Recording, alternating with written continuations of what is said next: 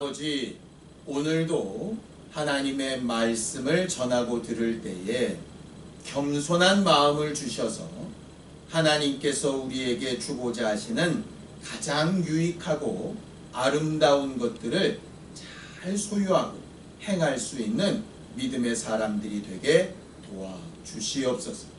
믿음으로 헌금한 손길들 위에 복을 주시고 저들이 이 땅을 살아가는 동안에 하나님께서 가장 좋고 아름다운 길로 인도하실 것을 믿는 기쁨으로 날마다 살아갈 수 있도록 복을 더하여 주시옵소서.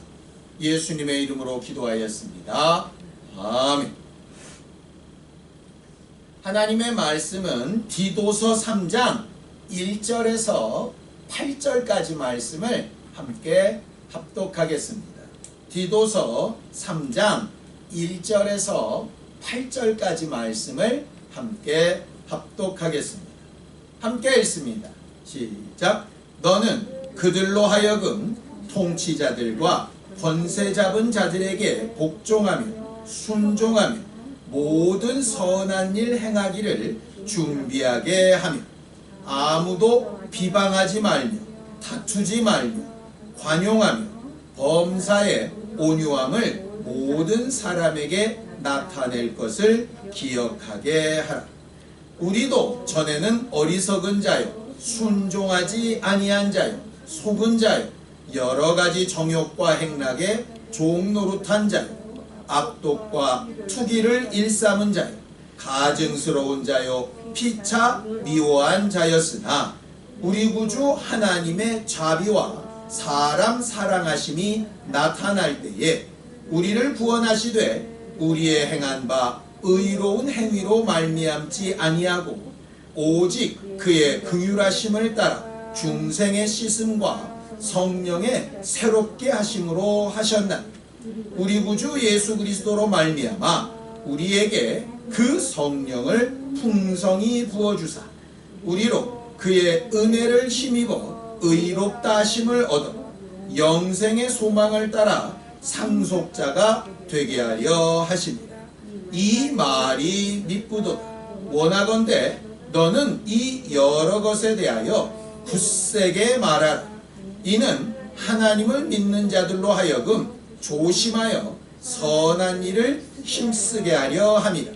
이것은 아름다우며 사람들에게 유익하니라.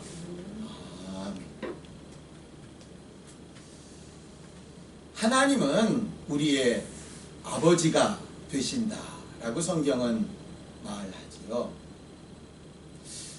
부모가 되어 보면 참 부모 노릇 어렵다라는 생각이 하면 할수록 들게 됩니다. 설교를 준비하면서 부모 노릇이 뭘까라고 생각을 하는데 한 단어가 떠올랐어요. 무한 책임이라고 하는 거예요. 부모를 한마디로 정의하면 이 무한 책임인 것 같습니다. 아무리 비싼 물건을 사도 이게 AS 기간이 있잖아요. 그런데 자녀는 AS 기간이 따로 없는 것 같아요. 한번 내 자녀가 되었으면 무한한 책임감을 느끼는 게 아마 부모 아닐까 이런 생각이 들었습니다. 문제는 무한한 책임을 져야 되는 부모가 유한한 능력을 가지고 있다는 게 문제죠. 생각도 능력도 마음도 시간도 유한하기 때문에 한계가 존재합니다. 하나님 우리 아버지라고 할 때도 마찬가지인 것 같아요. 하나님은 우리에게 무한한 책임을 가지십니다. 반대로 우리와는 달리 무한한 능력을 가지고 계셔서 그 일을 얼마든지 완성시키실 수 있는 분. 그래서 하나님은 하나님 자신을 가르쳐서 이런 존재다라고 스스로 선언하신 내용이 있습니다. 자, 이사야서 48장 17절입니다. 함께 읽습니다. 시작. 너희의 구속자시요 이스라엘의 거룩하신 이이신 여호와께서 이르시되 나는 내게 유익하도록 가르치고 너를 마땅히 행할 길로 인도하는 내 하나님 여호와라. 이렇게 되어져 있습니다.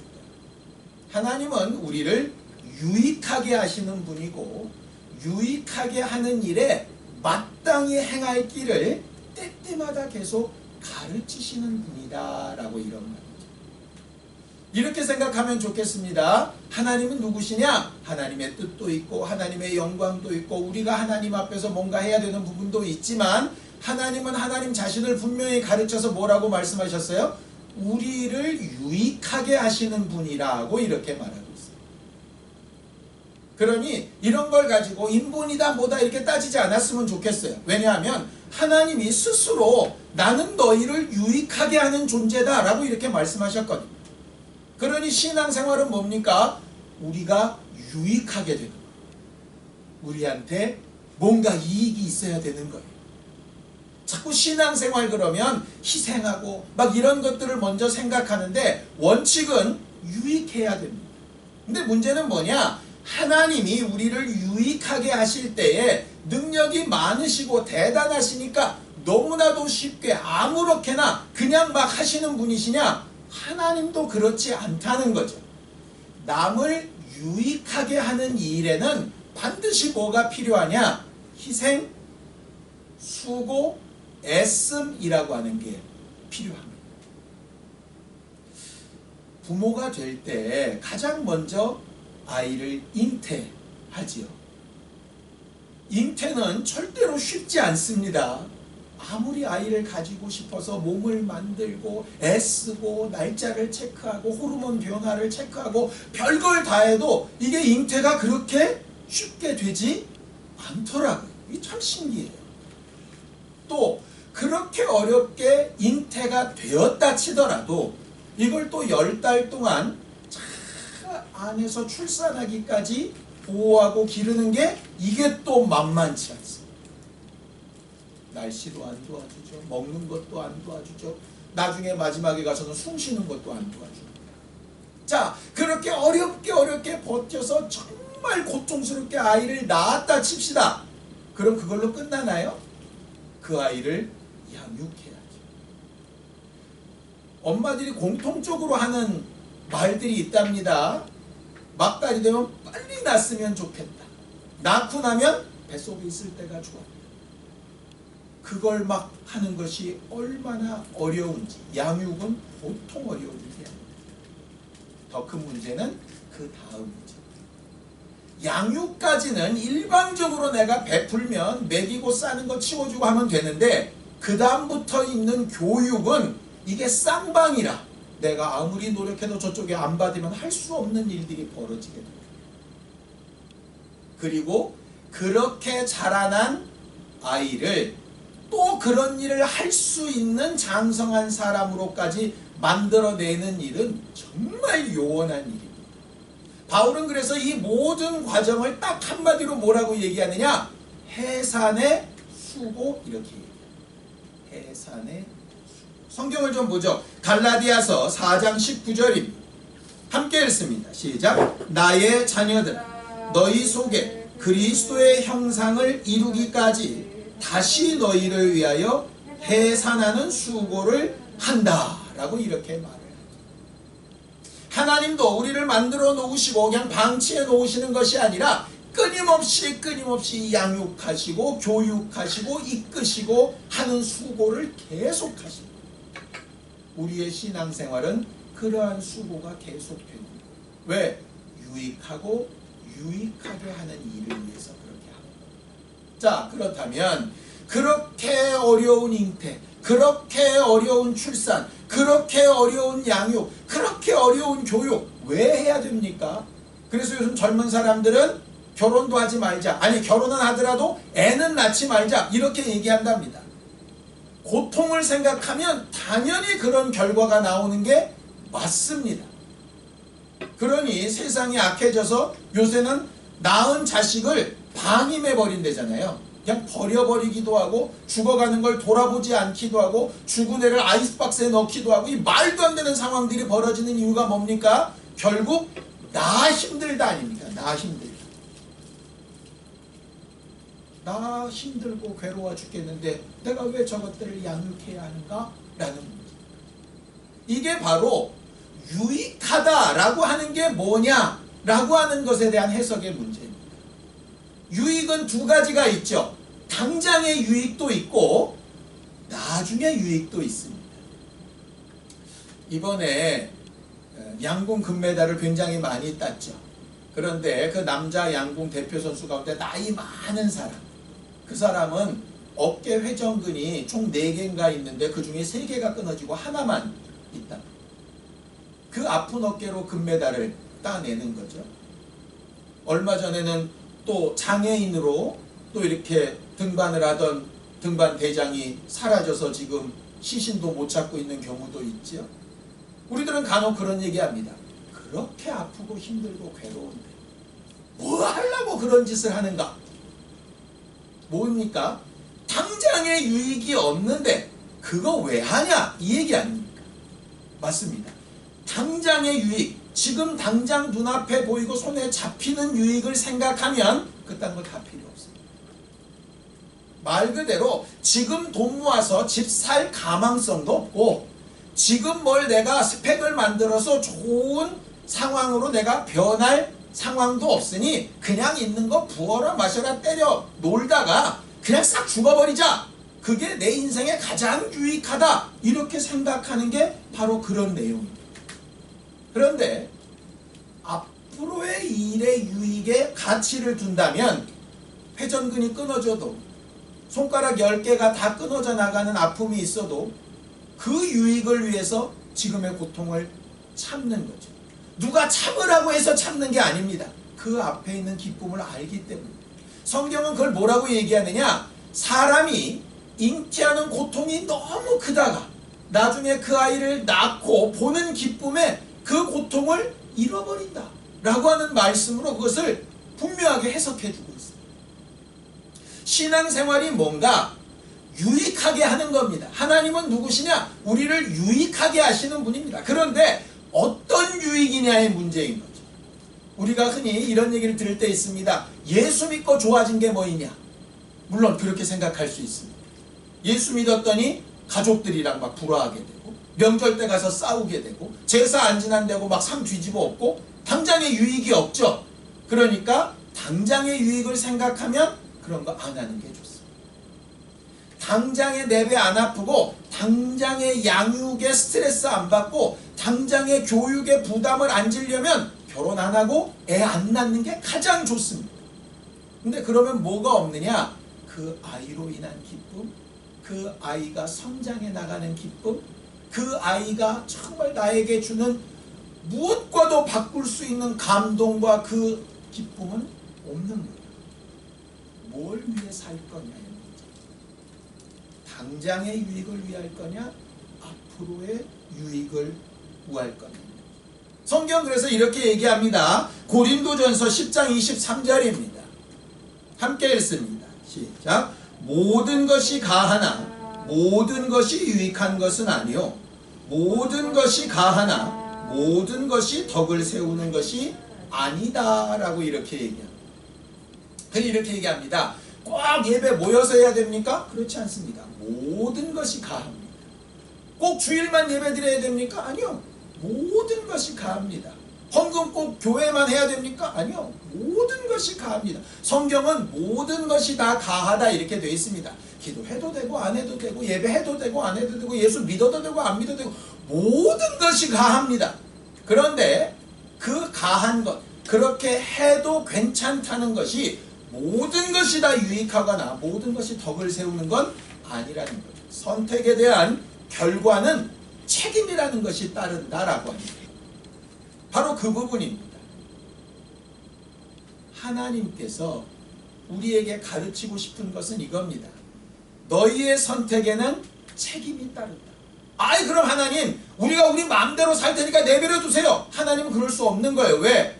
하나님이 고통을 감수하시고 수고를 감수하시면서 우리를 유익하게 하시기 위해서 해놓은 것들이 있거든요. 우리가 원했습니까? 아니요. 하나님은 우리를 너무 사랑하셔서 가만히 두고 볼 수가, 마치 부모가 자녀를 가만히 두고 볼 수 없는 게 본래의 심정인 것과 같습니다. 아주 이상하고 잘못된 부모가 아니라면 자식이 굶어가는 걸 그냥 보고 있을 부모가 없습니다. 도둑질이라도 하죠. 아이가 아파 죽겠으면 아무리 없는 돈을 무슨 수를 써서라도 구해서라도 낫게 하려고 몸부림치는 게 부모입니다. 하나님의 마음이 바로 그거. 많은 사람들은 그걸 귀찮아하죠. 마치 사춘기 아이들이 부모의 관심이나 잔소리가 귀찮은 것처럼 하나님의 관심이 귀찮을 수 있습니다. 뭐 그것도 가합니다. 그러나 유익하거나 덕을 세우는 겁니다. 신앙생활 왜 하느냐? 유익하기 위해서. 유익은 두 가지가 있다 그랬죠? 당장의 유익이냐? 나중의 유익. 성경은 신앙생활을 경주에 빗대면서 어떤 것에 더 가치를 두느냐? 나중에 더 가치를 두고, 당장의 육체보다 영혼의 가치를 두고, 보이는 몸뚱아리보다 마음에 더 가치를 두죠. 하나님께서 지금 당장이나 육체는 무시해도 된다 아닙니다. 더 나은 것을 위해서 인내하고 수고하는 일들이 필요하다는 것을 가르치십니다. 그게 하나님의 성품이기도 하고 우리가 닮아가야 될 성품입니다. 또 유익에는 두 가지가 있는데, 하나는 내 유익을 구할 거냐 남의 유익을 구할 거냐 하는 문제가 있습니다. 성경은 명확하게 얘기하죠. 자, 고린도전서 10장 24절입니다. 함께 읽습니다. 시작. 누구든지 자기의 유익을 구하지 말고 남의 유익을 구하라 라고 이렇게 말합니다. 이렇게만 얘기해 놓으면 이렇게 생각이 듭니다. 그럼 내 건 없고 다 남을 위해서 하는 거냐? 부모가 돼보면 늘 이런 얘기를 쉽게 합니다. 야, 나 좋으라고 이러냐? 다 너 잘 되라고 그러는 거지? 그런데 그 말은 절반은 맞고 절반은 틀립니다. 여러분들도 아시죠? 나는 괴롭기만 한데 너 잘 되라고 하는 거다, 이거 아닙니다. 내 괴로움을 통해서 네가 잘 되면 내가 괴로운 것보다 네가 잘 되는 게 더 기쁘니까 결국은 누굴 위해서입니까? 날 위해서입니다. 그러니까 자녀가 그게 뭐 날 위해서요? 엄마 위해서지. 이 말도 절반은 맞는 거예요. 문제는 순서입니다. 순서. 내 유익을 참또 구하고 나서 내가 먼저 많이 유익하게 되면 남을 유익하게 해야지. 그러면 참 좋겠으나 그게 잘 되지 않는다. 반대로 남의 유익을 구하고 그로 인하여 오는 기쁨과 감사, 그가 뭘 갚아준다는 얘기가 아니라 그가 잘 되어지는 것을 보는 기쁨과 감사가 내 안에 풍성한 것. 그래서 성경은 선생 되지 말고 아비가 되라고 자꾸 얘기합니다. 선생은 수고하고 거기에 월급을 받습니다. 월급이 기쁨입니다. 물론 제자들이 잘 되는 것도 기쁨이지만 당장 오는 기쁨이 있어야죠. 근데 부모는 당장 돌아오는 것이 혹 없어도 자녀가 잘 되는 것으로도 충분히 기뻐할 수 있거든요. 그래서 하나님이 아비의 심정을 가지라고 합니다. 당장의 유익을 구하는 거냐, 미래의 유익을 구할 거냐, 내 유익을 먼저 구할 거냐, 남의 유익을 먼저 구할 거냐 하는 이 선택과 판단이 신앙생활 내내 우리 안에 있는데, 이걸 뭘 가지고 어떤 기준으로 우리가 판단할 수 있을까? 말씀이고 그 말씀을 가르치시는 성령. 성경을 보죠. 고린도전서 12장 7절입니다. 함께 읽습니다. 시작. 각 사람에게 성령을 나타내심은 유익하게 하려 하심이라. 이렇게 되어 있죠. 성령을 주신 이유는 우리로 하여금 유익한 선택을 잘 할 수 있도록 보내신 이가 성령이십니다. 그러니까 성령 충만한 사람의 결과는 뭐냐? 능력이 많이 나타나고 대단한 사람이 되고 엄청나게 사람들의 인기를 끌고 하는 게 아니라 그 사람을 통해서 얼마나 많은 사람이 유익하게 되고 있는가. 그게 성령 충만한 사람의 증거예요. 그래서 사도 바울이 사도된 첫 번째 증거를 오래 참음이라고 하는 겁니다. 잉태를 할 때도, 출산을 할 때도, 양육을 할 때도, 교육을 할 때도 부모는 오래 참고 인내하고 봐주는 역할을 해줘야 하잖아요.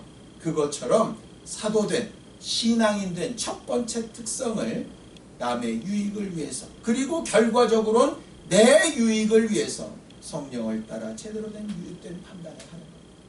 오늘 우리가 읽은 디도서는요, 목회서신이라고 합니다. 디도라고 하는 청년 목회자에게 목회는 이렇게 해야 되는 거야, 신앙생활은 이렇게 해야 되는 거야, 성도들을 이렇게 인도해야 되는 거야 라고 하는 말을 가르치는 게 디도서입니다. 결국 디도서는 신앙인으로서 나는 어떻게 살아야 되나 라고 하는 것에 대한 교본과 같은 거예요. 근데 거기에 뭐라고 되어 있느냐, 이렇게 되어 있습니다. 디도서 3장 8절입니다. 함께 읽습니다. 시작. 이 말이 미쁘도다. 원하건대 너는 이 여러 것에 대하여 굳세게 말하라. 이는 하나님을 믿는 자들로 하여금 조심하여 선한 일을 힘쓰게 하려 합니다. 이것은 아름다우며 사람들에게 유익하니라 그랬습니다. 너는 내가 쓴 글을 굳세게 말하라. 이거에는 타협이 없다 이 얘기입니다. 이래도 되고 저래도 되고가 아니라 이건 반드시 그렇게 돼야 된다 라고 하는 말입니다. 그 모든 내용이 아름다운 삶, 유익된 삶을 얘기하는데 그건 결국 예수 그리스도를 닮은 삶을 얘기하는 거예요.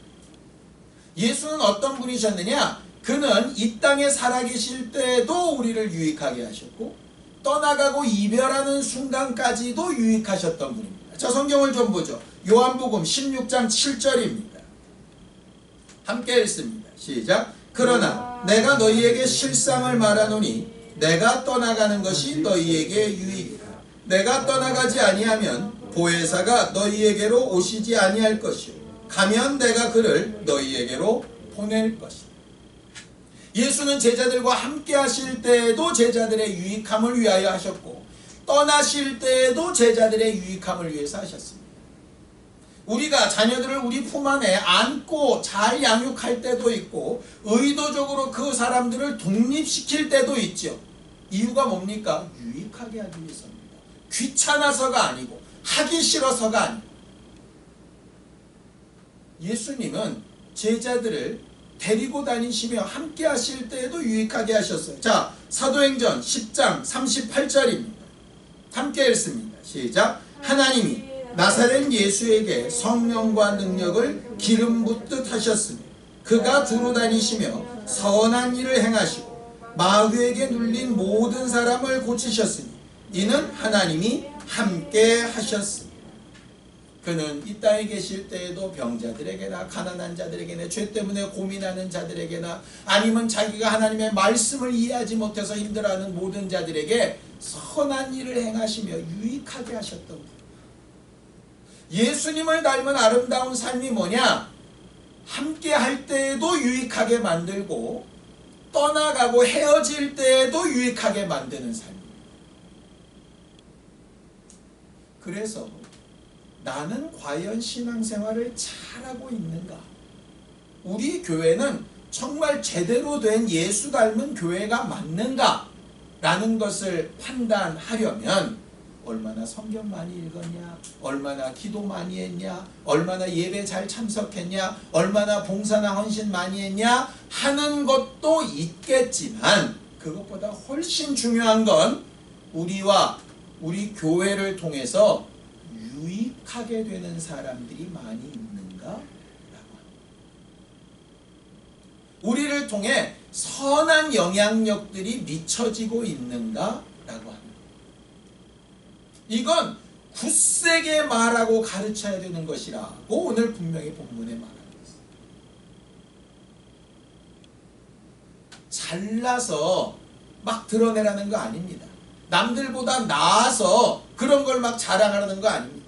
우리가 흔히 병 걸려 어려움 당하는 사람인데 나는 믿음이 있어서 나았어요.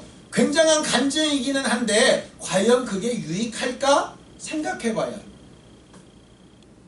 어쩔 때는 나도 당신처럼 아픈 적이 있어요. 함께 해봅시다. 이게 훨씬 더 나을 수 있습니다. 이게 종이의 앞뒷면 같은 거예요. 내 잘난 맛에 하는 것과 그의 유익을 위해서 하는 것은 다릅니다. 우리의 생각과 판단의 기준이 어디에 있는가의 문제입니다. 우리가 살아다 보면 좋은 일도 있고 나쁜 일도 있죠. 좋은 일은 막 칭찬하고 싶고 나쁜 일은 지적하고 싶습니다. 좋습니다. 칭찬을 해도 지적을 해도 유익하게 하기 위해서. 흔히 우리가 이런 비유를 들죠. 어떤 병이 걸려서 수술을 해야 됩니다. 그런데 수술을 안 하고 의사가 차일피일 미뤄요. 왜? 수술을 해야 되는데 환자의 상태가 수술을 견디지 못할 만한 상황이면 수술은 절대로 유익한 게 아니죠. 사람들은 쉽게 생각합니다. 아, 수술 빨리 하지. 그건 상대에 따라 다릅니다. 아무리 좋은 조언도 아무리 훌륭한 칭찬도 상대에 따라 다를 수 있습니다. 그래서 하나님의 말씀이 간혹 이런 경우가 있는 거예요.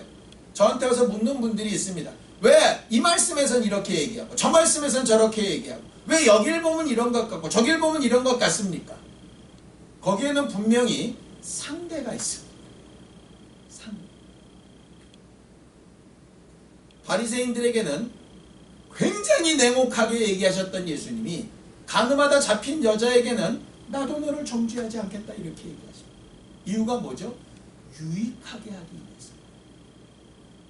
부모가 아무리 큰 죄를 지은 아이를 품어 안아야 될 때가 있습니다. 아무리 작은 잘못을 저질렀어도 야단치고 매를 들어야 될 때도 있습니다. 이유가 뭡니까? 유익하게 하기 위해서. 이걸 이해 못하면 하나님은 왜 나한테 이러시는 거야? 이렇게.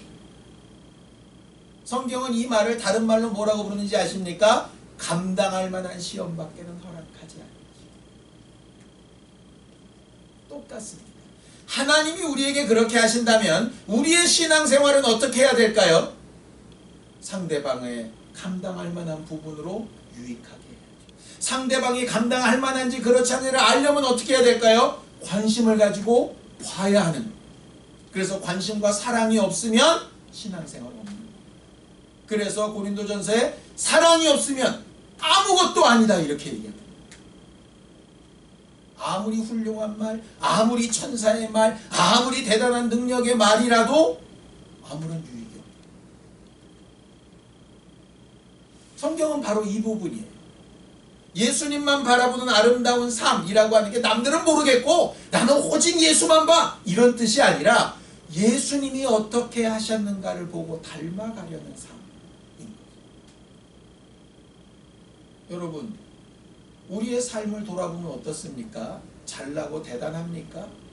우리도 연약하고 부족한 부분이 있기 때문에 혹여라도 충고를 하거나 이래야 돼 이렇게 얘기하면 저쪽에서 어떻게 얘기 나오죠? 넌 그렇게 잘났냐? 이렇게 얘기 나오죠. 그런데 성경은 우리가 잘나서 대단해서 뭐가 나아서가 아니라 우리도 너희와 똑같은 사람, 어찌 보면 더 심하고 악한 사람들이었지만 은혜 때문에 이렇게 되었다라고 굳세게 말하라고 오늘 말하는 거죠. 자, 성경을 보겠습니다. 디도서 3장 7절입니다. 함께 읽습니다. 시작. 우리로 그의 은혜를 힘입어 의롭다 하심을 얻어 영생의 소망을 따라 상속자가 되게 하려 하심이라. 잘나서가 아니고 나아서가 아니라 좀 똑똑해서가 아니라 너보다 더 먼저가 아니라 은혜 때문에 내가 먼저 사랑받고 하나님의 수고와 그 은총을 기억했으니 그 평생 가는 은총에 의지해서 나도 이렇게 변했으니 너도 이렇게 가자라고 말합니다. 이게 굉장히 중요한 문제입니다. 부모가 자녀를 가르칠 때 나는 너 때 그렇게 안 살았다. 이게 제일 나쁜 예라고 합니다. 좋은 예는 나도 너처럼 헤매고 어려울 때가 있었어. 이게 가장 훌륭한 조언이라고 해요.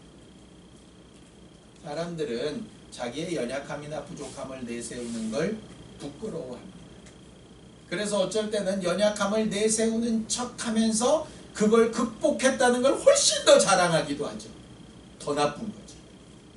중요한 건 내가 은혜 때문에 그렇게 되었다는 거예요. 하나님이 우리에게 바라시는 아름다운 삶은 아주 의롭고 남들보다 훨씬 나아서 바리새인들처럼 기도하며 세리를 깔보는 게 아니라 연약한 모습을 인정하고 주의 은혜 때문에 내가 이렇게 되었으니 우리 모두 함께 더 유익하게 가보자 라고 말하는 게 가장 좋은 삶이라고 말하는 것입니다. 이걸 가르치시기 위해서 예수는 본을 보이셨고 말씀을 남겨주셨으며 떠나시면서까지 우리를 유익하게 하사 성령을 보내주십니다. 이번 한 주간 살아가는 동안에 우리 자신의 언행심사, 말과 행동과 마음과 생각을 좀 한번 판단해 보셨으면 좋겠어요. 내가 이 말을 하면 저에게 유익할까? 내가 이렇게 행동하는 게 저 사람에게 유익할까? 내가 이렇게 해주는 게 저에게 유익할까? 혹시 정확한 판단이 안 생긴다면 기도하고 묻고 도움을 구하고 혹 실수했으면 인정하고 하나님 앞에 또 다른 길이 인도받게 되기를 사모할 수 있는 겸손한 모습. 그게 하나님께서 우리에게 정말 바라시는 아름답고 선한 일을 행하는 교회의 모습 아닌가 이런 생각입니다. 윤리나 도덕적으로 완전한 사람이 됩시다. 아닙니다. 연약함을 인정하고 하나님이 우리를 유익하게 하기 위하여 수고하셨듯이 우리도 더 큰 기쁨과 유익을 위해서 수고하는 일에 한 걸음씩 한 걸음씩 시작해보면 어떨까라고 여러분들한테 권면을 드리는 겁니다. 함께 기도하겠습니다. 하나님 아버지, 우리를 도우시고 인도하셔서 오늘도 하나님의 뜻과 하나님의 은혜와 하나님의 능력을 의지하여 살아가기를 원하고 주의 은혜 안에 내 모든 허물과 잘못과 어그러진 것들을 고백하면서 하나님의 위로와 능력을 나타내며 살기를 원합니다. 나도 모르는 사이에 교만하고 또 자기를 드러내고자 하는 마음이 있어서 많은 이들을 유익하게 하지 못하고 도리어 상처를 주고 어지럽게 하였던 것을 용서하여 주시고 나의 연약함과 부족함을 가리우시고 용서하시되 나로 인하여 선하게 되며 유익하게 되며 살아나는 사람들이 많아질 수 있도록 가정과 또 교회 또 나와 함께하는 사회와 형편 가운데 하나님이 우리를 쓰시는 증거들이 나타나도록 인도하여 주시옵소서. 하나님 아버지, 우리를 선하고 아름답게 하사 예수께 성령과 능력을 기름 붓듯 하셨던 것처럼 성령으로 옳은 것을 잘 분별하고 행동할 수 있는 힘과 능력을 더하시고 가정 안에서 교회 안에서 함께하는 사회 안에서 다른 이들에게 선한 영향력을 미치고 유익하게 하는 사람, 그 결과로 우리도 하나님이 가지신 기쁨과 같은 기쁨과 유익을 누리는 사람들이 될 수 있도록 우리 모두를 도우시고 함께하여 주시옵소서. 예수님의 이름으로 기도하였습니다. 아멘. 이제는 우리 주 예수 그리스도의 은혜와 하나님 아버지의 극진하신 사랑과 성령님의 감동하시고 함께하시는 분명한 증거, 아름답고 유익한 일을 하기를 결심하며 돌아가는 우리 모든 성도들 위해 이제부터 영원까지 함께 있을지어다. 아멘.